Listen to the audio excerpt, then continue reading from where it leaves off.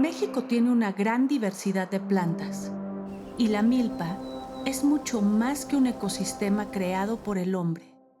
Es en realidad un sistema de vida con una continuidad histórica que alcanza milenios.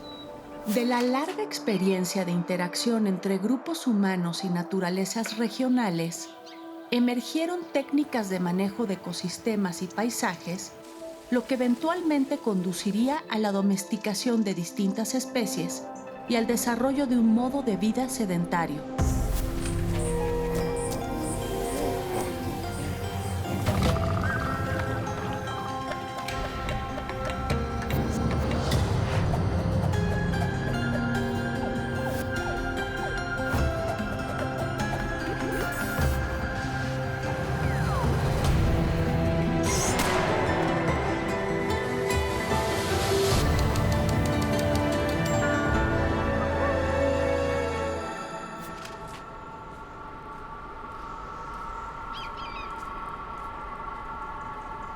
La Cueva del Maíz es uno de los escenarios donde se desarrolló por primera vez la agricultura en Mesoamérica.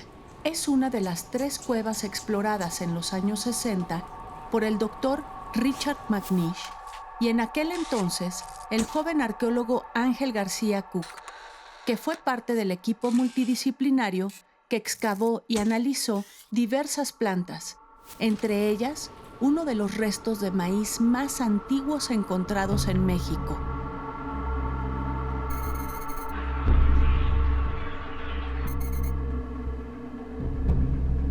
La zona se encuentra en la Sierra Madre del Sur y se caracteriza por su relieve accidentado, donde elevaciones que no rebasan los 3.000 metros sobre el nivel del mar rodean los extensos valles.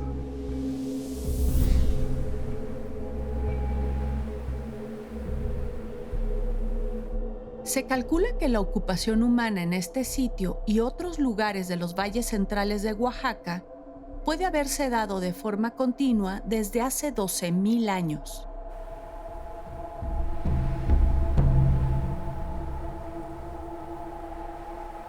En 1960 se hicieron los recorridos preliminares en el valle por parte del Dr. McNish con algunos colegas, y lo que hicieron fue caminar en jeep así un poco al azar, preguntar a la gente, observar dónde había lugares parecidos a estos, y fue así como localizaron las cuevas, preguntándole a la gente del lugar, ¿no? Entonces, pues aquí hay una, por ahí hay otra, y cuando dieron con este lugar, pues se quedaron igual de impresionados que todo el mundo.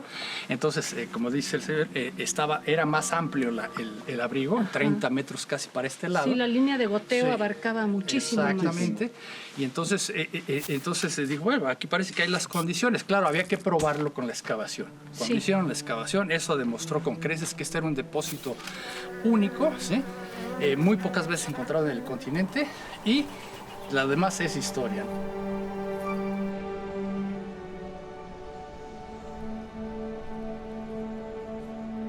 Cuando se hizo la excavación aquí, el depósito demostró que tenía muchos niveles de ocupación antiguos, ¿sí?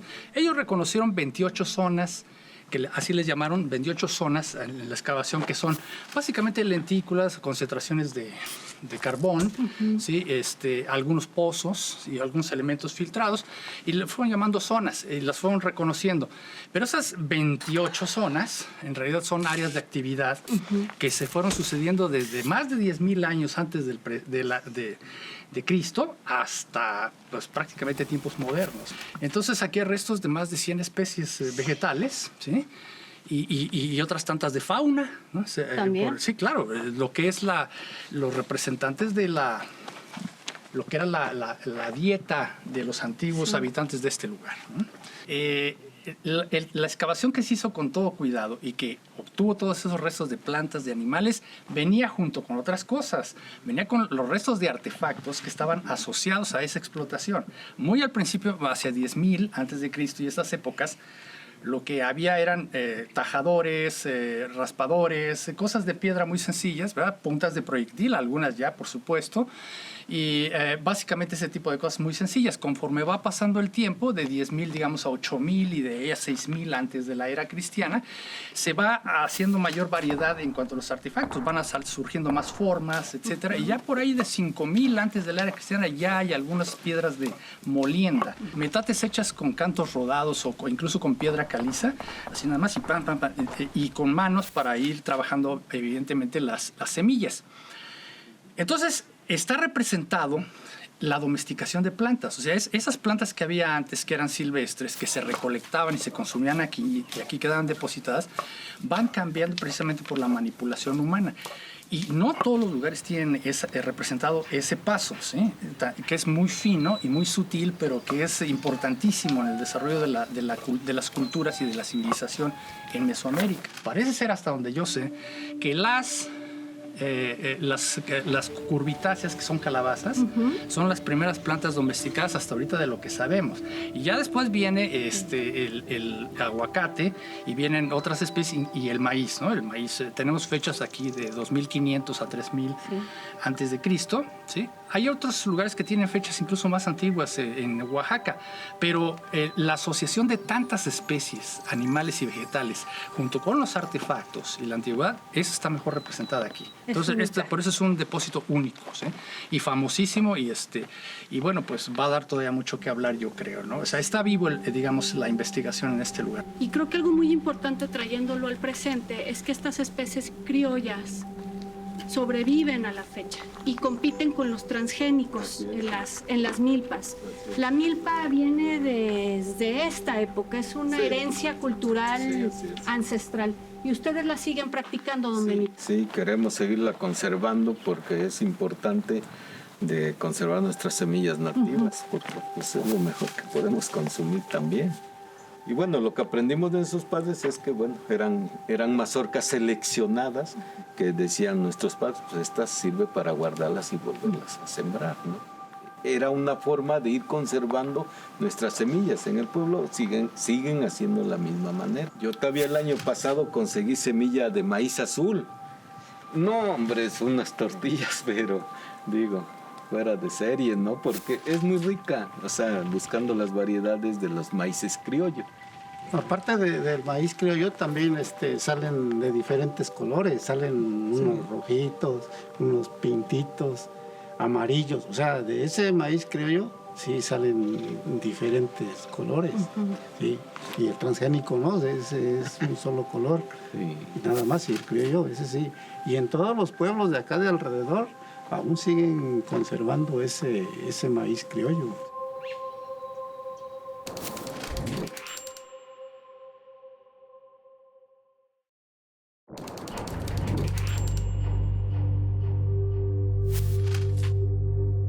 Por muchos años, nos han enseñado que los olmecas fueron nuestra cultura madre, que de ahí surge todo nuestro pasado prehispánico.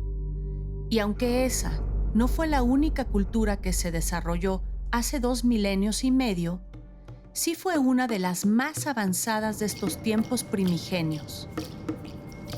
Me dirijo hacia la zona arqueológica de Chalcatzingo, en Morelos, donde me espera el arqueólogo Mario Córdoba para conversar más sobre la importancia de esta cultura y su presencia en la región.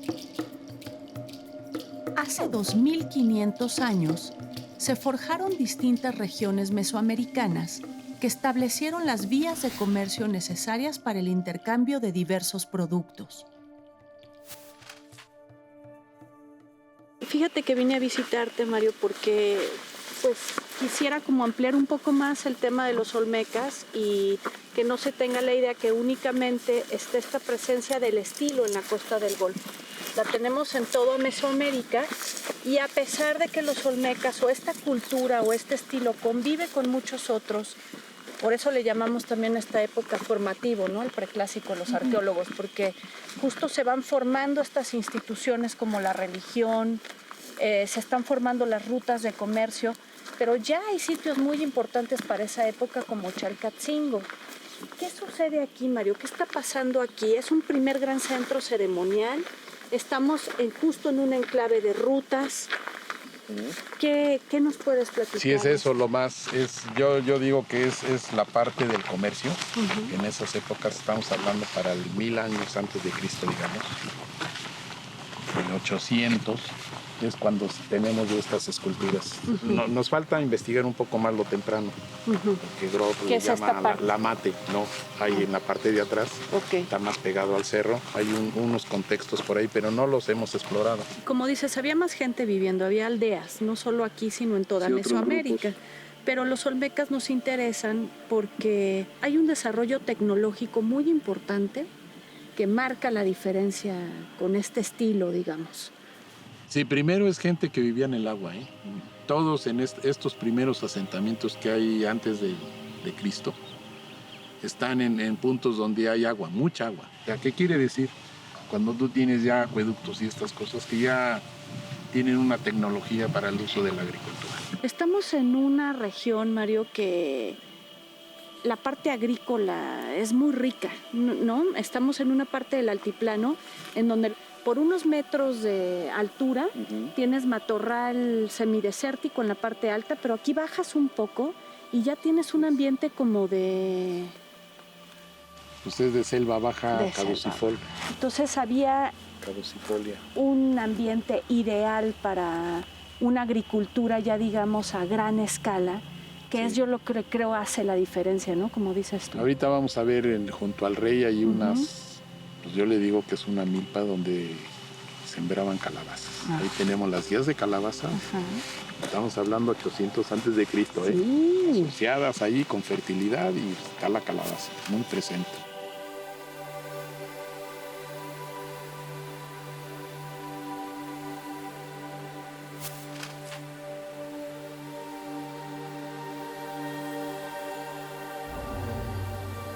Estamos frente a un elemento olmeca Y mira de qué tamaño. completamente Y con el derrumbe, fíjate cómo se rompió. monolítico. El Monumento 1 de Chalcatzingo es el grabado olmeca más antiguo del Altiplano Central. Conocido coloquialmente como el Rey, se aprecia a un hombre sentado dentro de una cueva representada por las fauces de un jaguar visto de perfil. El hombre al soplar saca corrientes de aire que forman nubes de las que llueven gotas divinas fertilizando la tierra.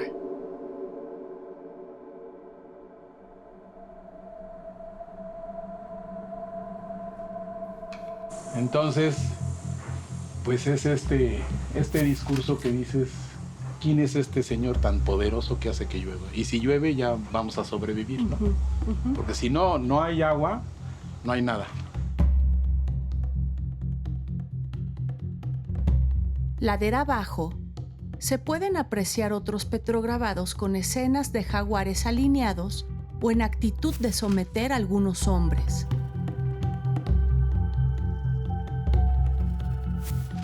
Aquí conversamos sobre la posibilidad de que estos jaguares representen un linaje y la importancia de estudiar estos símbolos como parte de un estilo olmeca que se dispersó por toda Mesoamérica.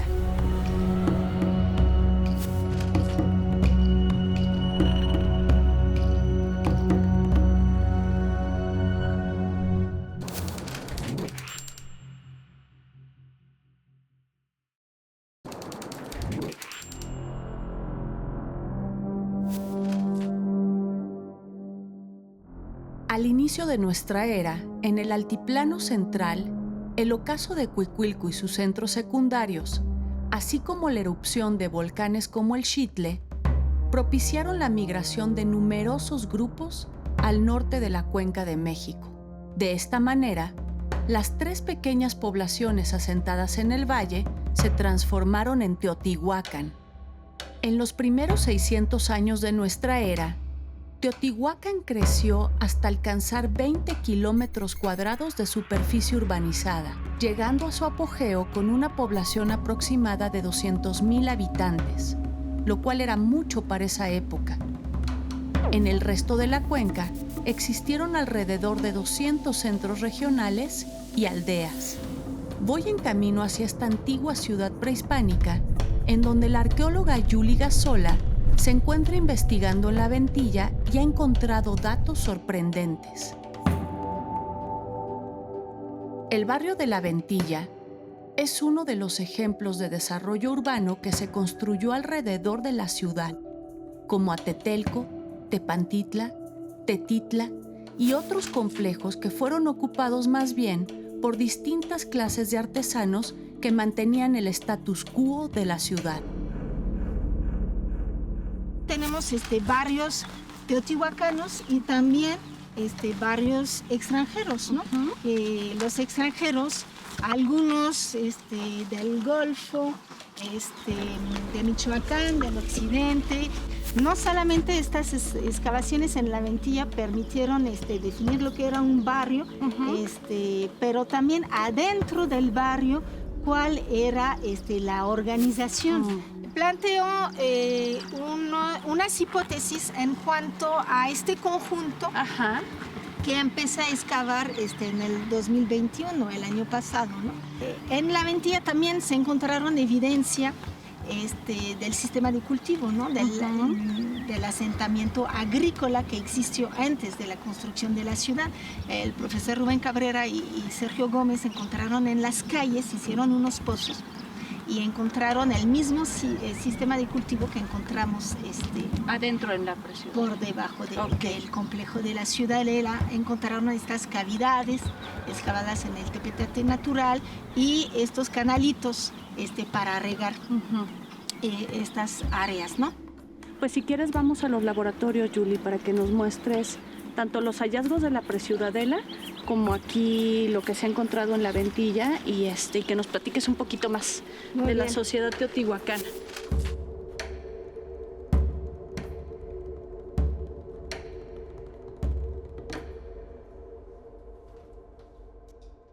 Entonces tú tienes evidencia en La Ventilla de esto mismo, de aplicación de cinabrio sobre los entierros, Julie. Sí. Qué interesante. Mira, en el conjunto se liberó el año pasado una plaza. En torno de la plaza había tres grandes templos. En el centro de la plaza un altar. Inmediatamente al noroeste del altar se localizaba este entierro que estaba sellado con el piso de la plaza. Todavía, Javier Llanes es el antropólogo físico que está estudiando los entierros de La Ventilla. Apenas empieza el estudio de este entierro. No son solamente estos huesos, sino hay otros en la caja.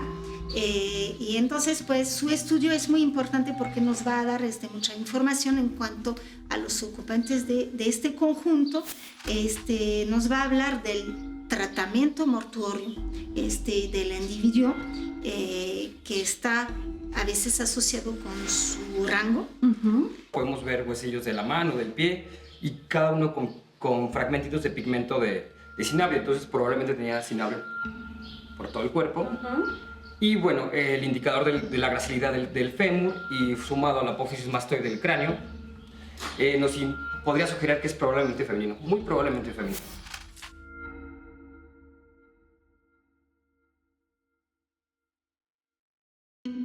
Pero qué interesante que nos tocara también hoy que tú supieras ese dato y que justo nos vas a enseñar el por qué tú pensabas que era una mujer, ¿no? Mira, lo que se encontró, se encontraron muchos objetos, como unos 200, algo así, pero todavía el estudio está en proceso. Aquí tienes como una muñeca articulada, ¿no?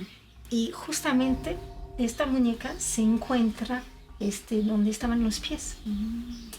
Por eso tuve de pronto la idea que quizás podría representar a su bebé o una cosa por el estilo, ¿no? Entonces por eso pensaba que podría ser mujer. El arqueólogo Sergio Gómez hace algunos años localizó una ofrenda bajo el templo de la serpiente emplumada con más de 130,000 objetos que provienen de distintas partes de Mesoamérica. De acuerdo con sus investigaciones, es posible que este contexto esté relacionado con los fundadores de la ciudad. El hallazgo que me mostró Julie me recordó la importancia de la mujer en una gran ofrenda que el arqueólogo Sergio Gómez encontró bajo el templo de la serpiente emplumada.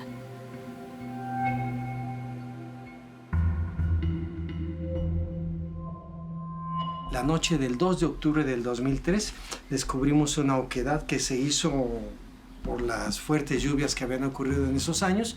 Descendimos por esta oquedad de 83 centímetros de diámetro hasta casi 13 metros de profundidad, y es cuando descubro que existe el túnel que se dirige hacia el centro del templo de la serpiente emplumada. Nosotros hemos trabajado durante cerca de 12 años haciendo la exploración casi de manera continua, y ha sido realmente algo sorprendente, no solamente por la cantidad de materiales, de objetos que hemos encontrado, sino porque esto nos va a permitir entender mucho mejor aspectos de la religión, de la cosmovisión y del pensamiento mágico religioso de las antiguas culturas mesoamericanas. Y con el hallazgo que tú hiciste en el túnel, algunas de las hipótesis que se tenían sobre los fundadores pues van variando, ¿no?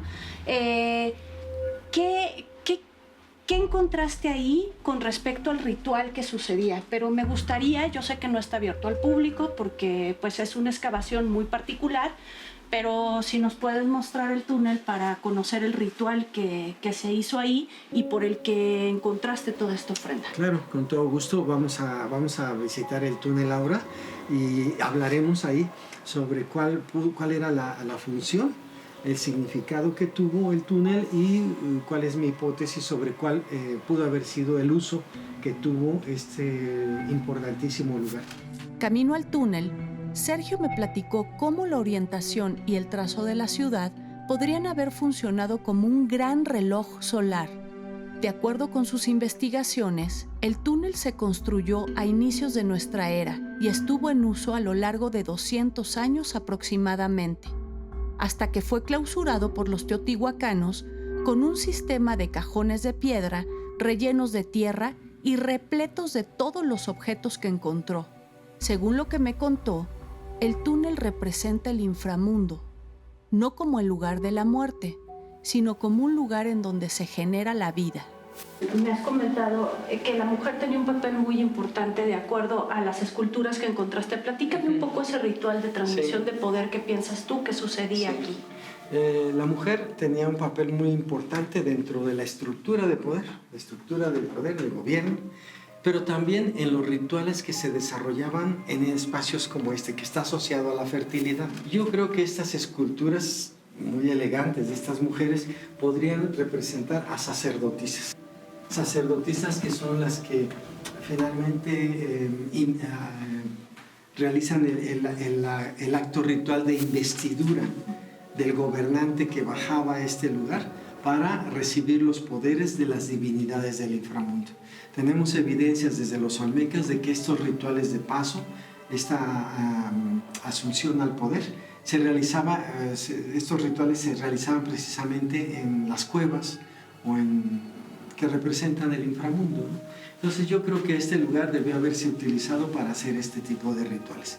Y lo dejaron representado con estas esculturas que se representan en posición de pie, con los ojos, la boca abierta, para indicar que son seres vivos, ¿no? Que son los que se encargan de mantener el orden del universo. Estamos también trabajando sobre otra hipótesis de que probablemente también estas esculturas y la escultura masculina podría ser la representación del maíz joven, y estas esculturas de mujeres, sus ayudantes, ¿no? Las mujeres que lo ayudan a vestirse, lo alimentan, en fin. Al otro lado del túnel, en el lado debió haber estado otra escultura. Esa escultura solamente le encontramos dos fragmentos, el pie aquí, ¿qué es el pie? Y la pierna a 100 metros. Eso indica que cuando entraron la destruyeron ellos de una manera muy violenta y nada más dejaron el pie, la pierna a 100 metros, algo estaba sucediendo y por alguna razón destruyeron esto que era probablemente la representación en piedra del poder, ¿no? Del gobernante anterior, no sabemos, todavía estamos trabajando sobre eso. Pero sí fue muy interesante el localizar estos fragmentos Estaba yo en la oficina y de pronto revisando el pie, me acordé que había salido el otro pedazo, le digo a mi ayudante, tráemelo, y embonaba perfectamente. Desafortunadamente no está lo demás, nada más están estos dos pedacitos, ¿no? Pero son muy significativos, por eso es que nosotros tratamos de llevar a cabo la exploración y hacer todo el registro de la mejor manera, porque al unir, como en este caso, los fragmentos de este gran rompecabezas, es como uno puede finalmente lograr armar esta historia que intentamos reconstruir de lo que pudo haber pasado, de lo que pudo haber simbolizado, en fin, de lo que fue nuestro pasado prehispánico.